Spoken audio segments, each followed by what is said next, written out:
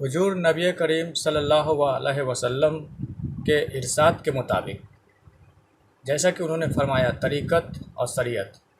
शरीयत का इल्म वो है कि जो हुजूर नबी पाक सल्लल्लाहु अलैहि वसल्लम के ज़ाहिरी जीवन में जो उनके जिस्म अतहर से जारी हुआ, सारी हुआ, जिसको हम आप कॉपी करते हैं, जिस पर चलते हैं, वो कहलाती है इल्म शरीयत।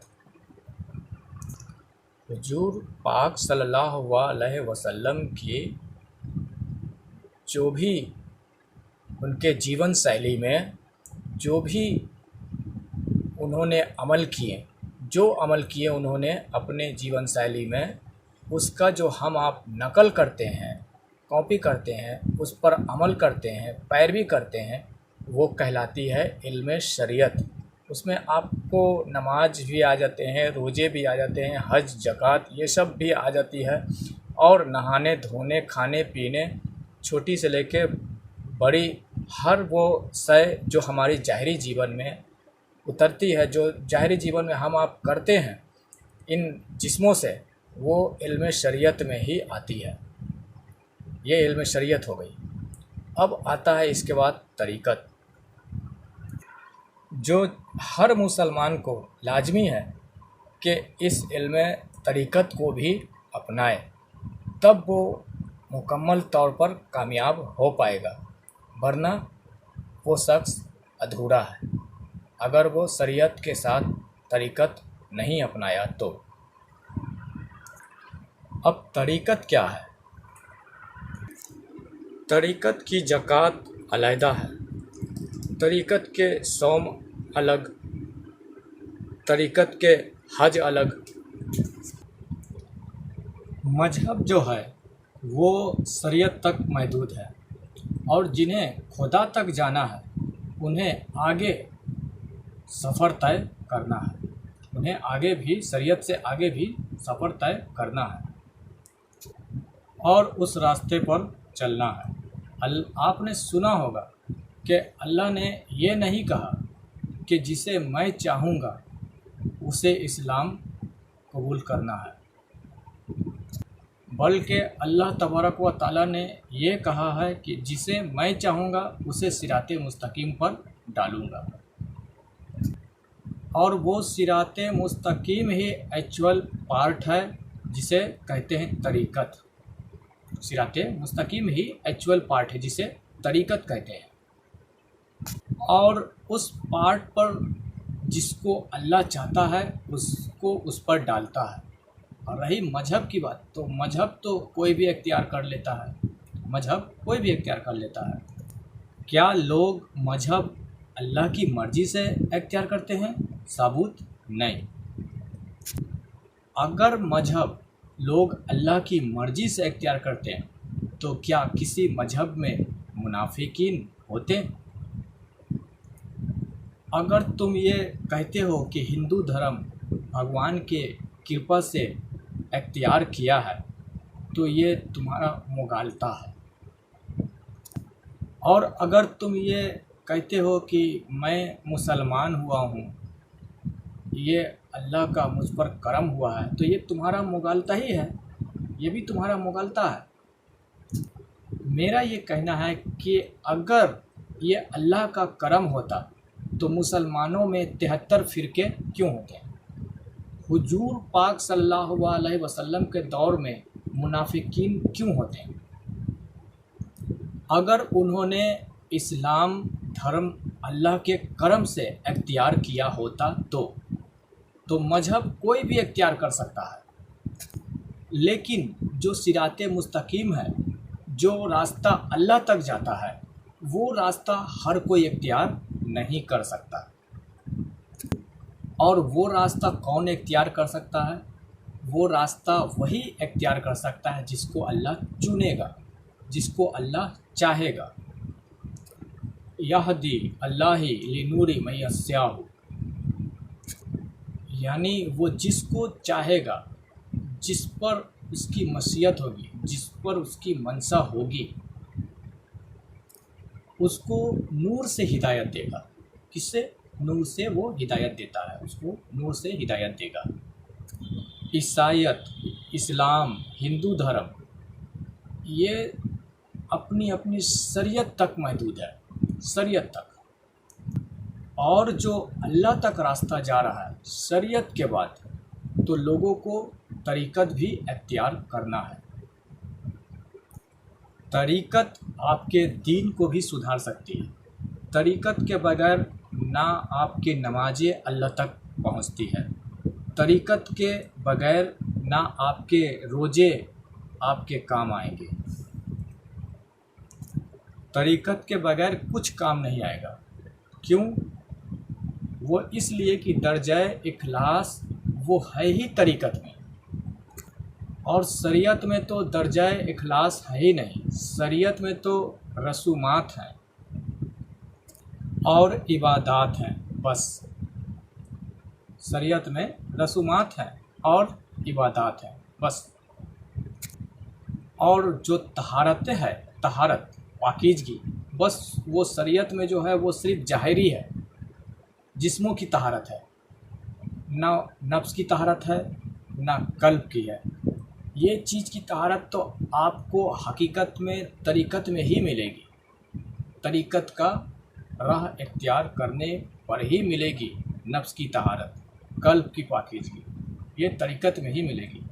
शरीयत में जो मिलेगा वो सिर्फ आपके जिस्मों की ही तहारत है और कुछ नहीं। अब कहने का मतलब ये है कि तरीक़त है क्या? तरीक़त जो है वो सफ़र तय करने का नाम है। ये जो लफ्ज़ तरीक़त है, ये लफ्ज़ निकला है अरबी के लफ्ज़ तरीक़ से, और तरीक़ का मतलब है रास्ता। और सुनो, तरीक़त के जो बाब हैं वो 4 बाब हैं। पहला बाब जो है तरीक़त में वो है ज़कूरियत का है। क्या है? तरीक़त के 4 बाब हैं और पहला बाब जो है वो है ज़कूरियत का। अब ये ज़कूरियत क्या है? ज़कूरियत कहते हैं ज़िक्र जहर से लेकर, ज़िक्र खफ़ी से लेकर, ज़िक्र कल्बी से लेकर रूह का ज़िक्र। हमारे अंदर अल्लाह तबारक व तआला ने ये जो सीने में हमारे 5 रूहें रखे हैं, नाभि के स्थान पर एक रूह है जिसको लतीफ़ा नफ्स कहते हैं, और ये पेशानी पे एक रूह है जिसको लतीफ़ा अना कहते हैं। तो इन रूहों का ज़िक्र, इनको ज़िक्र में लगाना, इनको रब का ज़िक्र सिखाना, ये तरीक़त में आते हैं। तरीक़त का पहला बाब है ज़कूरियत, यानी कि इनको रूहों को ज़िक्र में लगाना, नफ्स को कलमा पढ़ाना, और ज़िक्र में लगाने के बाद इन सब रूहों को बेदार करना। आखिर ये तो मानते हैं ना कि मरने के बाद ये जिस्म यहीं रह जाएगी, मिट्टी में मिल जाएगी, जाएगा वहाँ तो रूह जाएगी। हिसाब किताब कब्र में जो होगा तो आपके हमारे रूह से होगा।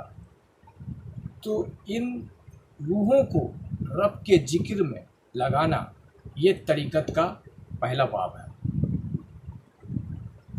और जब ये सारी रूहें ज़िक्र अल्लाह से बेदार हो जाएंगे तो फिर मज़ीद और भी ज़िक्र की सूरतें नज़र आती हैं, ज़िक्र और भी आगे सूरतें उसकी नज़र आती है। एक ज़िक्र है ज़िक्र कुर्बानी। वो जब ज़िक्र कुर्बानी करने के लिए बैठते हैं तो उससे हमारे जिस्म के जोड़ खुल जाते हैं। और एक ज़िक्र की सूरत ये है कि जिसको ज़िक्र सुल्तानी कहते हैं। हमारे अंदर जो रूहें हैं, जो लताइफ़ हैं, हर लतीफ़े का एक अपना ज़िक्र है। और ज़िक्र सुल्तानी उसे कहते हैं कि जो जिस ज़िक्र का तसव्वुर करके, जिस लताइफ़ के ऊपर तसव्वुर करके ज़िक्र करें तो सारे रूहें लताइफ़ उस एक ज़िक्र में लग जाते हैं, एक ज़िक्र में लग जाते हैं। जिस ज़िक्र को हम कर रहे हैं किसी एक रूह के ऊपर तसव्वुर करके, तो हमारे सारे रूहें उस जिक्र में लग जाते हैं। इसे जिक्र सुल्तानी कहते हैं। फिर एक जिक्र की सूरत यह है कि जिसको कहते हैं जिक्र गुम, जिसमें आदमी पानी के ऊपर बैठ कर के अगर जिक्र करे तो फिर वो बंदा पानी में तहलील हो जाए, पानी में तहलील हो जाए। और अगर मिट्टी पे बैठ कर के अगर बंदा जिक्र करे तो मिट्टी में तहलील हो जाए। उस जिक्र को कहते हैं जिक्र गुम।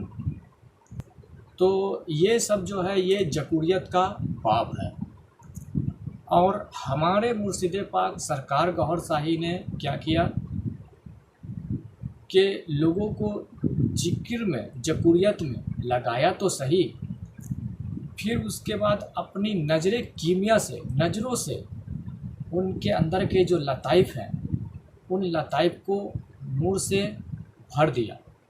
ये सरकार गौहर शाही का करम नवाजी से।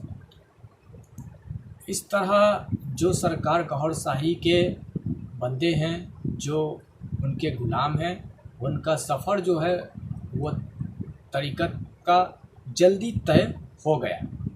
इस तरह से आज हम जो तरीक़त की तालीम बयान नहीं कर रहे हैं, बस ये तरीक़त की इंट्रोडक्शन कर रहे हैं। तरीक़त क्या है उसकी हकीकत खोल रहे हैं।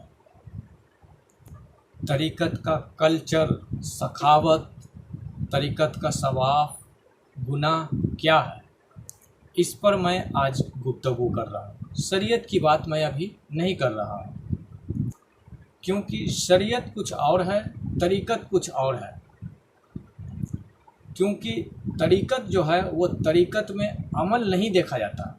जो जैसे हम आप देखते हैं ना, फ़लाना बंदा नमाज पढ़ रहा है कि नहीं पढ़ रहा है, रोज़े रख रहा है या नहीं रख रहा है, ये सब हमारे अमल हैं जो शरीयत में देखे जाते हैं।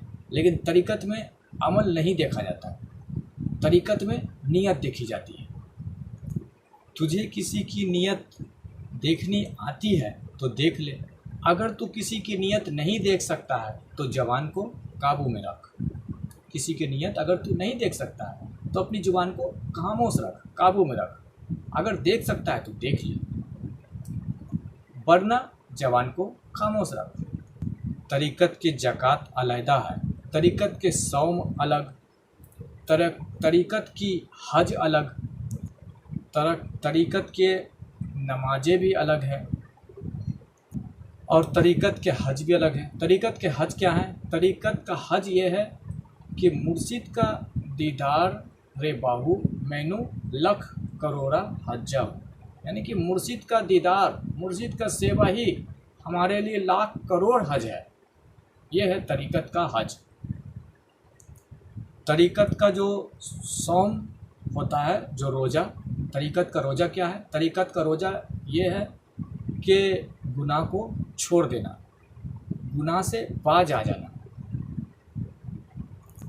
आप तो रोज़े में खाना पीना छोड़ते हैं ना, लेकिन तरीक़त वाले जो रोज़ा रखते हैं वो साल के 365 दिनों का रोज़ा होता है। वो क्या करते हैं कि गुनाह छोड़ देते हैं। और गुनाह जो होता है वो गुनाह भी दो प्रकार का होता है। एक तो गुनाह है वो जो हमारे जिस्म से ज़ाहिरी गुनाह है, उस गुनाह को कहते हैं। एक गुनाह है जो बातिन, जो हमारे अंदर चलती है, जो हमारे मन में चलती है। तो तरीक़त का जो रोज़ा होता है वो ये है कि 365 दिन का रोज़ा होता है। और वो तरीक़त वाले जो होते हैं, जो रोज़ा रखते हैं, तो वो ज़ाहिर और बातिन के गुनाह ही छोड़ देते हैं। आप तो सिर्फ खाना छोड़ते हैं, रमज़ान के महीने आते हैं, रोज़े रखते हैं तो सिर्फ खाना छोड़ते हैं, बाकी तो गुनाह थोड़ी छोड़ते हैं। गुनाह तो आपका जारी रहता है। लेकिन तरीक़त वाले जो रोज़ा रखते हैं, 365 दिन का रोज़ा रखते हैं, जो वो गुनाह ही छोड़ देते हैं। ये है तरीक़त का रोज़ा। तरीक़त वाले जो रोज़ा रखते हैं वो पूरी ज़िंदगी का रोज़ा रखते हैं, और तुम तो पूरे 15 घंटे का सिर्फ रोज़ा रखते हो। तरीक़त वाला जो होता है बंदा, जो रोज़ा तरीक़त पे जो चलने वाला बंदा हो जाए, जो बंदा जो होता है तरीक़त पे जो चलता है, वो जो रोज़ा रखता है वो पूरी ज़िंदगी का रोज़ा रखता है। तुम तो 15 घंटे के सिर्फ रोज़ा रखते हो। तरीक़त में खाने का जो मुर्शिद वाले होते हैं, जो एक कामिल मुर्शिद से जुड़े हुए रहते हैं, वो हज करने कहाँ जाते हैं? नहीं जाते हैं। और और अगर चले भी गए मुर्शिद वाले हज करने, तो फिर ये जान लो कि उसका मुर्शिद जो होगा वो कामिल शरीयत होगा, तरीक़त वाला मुर्शिद नहीं होगा। अगर मुर्शिद वाला कोई हज करने गया, जिसका मुर्शिद है, अगर वो हज करने गया और मुर्शिद से पूछा कि मैं हज कराऊं, और मुर्शिद ने कहा कि हाँ जाओ कराओ, तो फिर यकीनन कि उसका मुर्शिद कामिल शरीयत ही होगा, तरीक़त वाला नहीं होगा।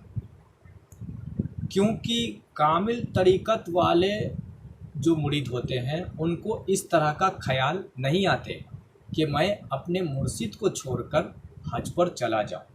कामिल तरीक़त वाले को ये ख्याल ही नहीं आते कि मैं अपने मुर्शिद को छोड़कर भला मैं हज पर चला जाऊं। इसीलिए कामिल तरीक़त वाले का जो हज होता है वो अपने मुर्शिद का ही दीदार, मुर्शिद का ही सेवा होता है, मुर्शिद के लिए ही जीना मरना होता है। ये ख्याल ही नहीं आता कामिल तरीक़त वाले को कि मैं मुर्शिद को छोड़कर हज पर चला जाऊं। और तरीक़त के अंदर जो है वो जो मन है मुरीद का, तरीक़त वाले जो मुरीद है, वो तरीक़त वाले मुरीद का जो मन है वो मुर्शिद के साथ, अपने पीर के साथ, गुरु के साथ अटक जाता है, अपने पीर के ही तसव्वुर में, ख़यालात में वो रहता है, और मन अपने पीर, अपने मुर्शिद के ऊपर ही अटक जाता है।